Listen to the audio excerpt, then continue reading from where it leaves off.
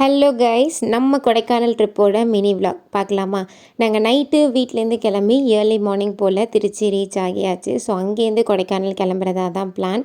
Morning போல் பிரேக்ஃபாஸ்ட்லாம் முடிச்சுட்டு நம்ம மலை ஏற ஸ்டார்ட் பண்ணியாச்சு.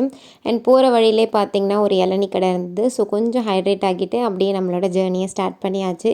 அண்ட் போகிற வழியில் நிறைய குரங்கெல்லாம் அட்ராசிட்டி பண்ணிகிட்டு இருந்துச்சு. ஸோ அதெல்லாம் அப்படியே பார்த்துட்டு நம்ம என்ட்ரன்ஸ் வந்தாச்சு. ஸோ கொடைக்கானலோட என்ட்ரன்ஸில் பார்த்திங்கன்னா சில்வர் ஃபால்ஸ் தான் இருக்கும். பார்க்குறதுக்கே ரொம்ப சூப்பராக இருக்கும்.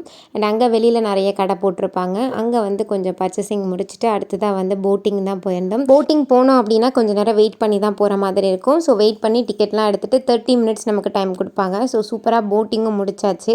முடிச்சுட்டு நம்மளோட லஞ்சையும் பக்கத்தில் இருந்த ஹோட்டல்லே முடிச்சாச்சு.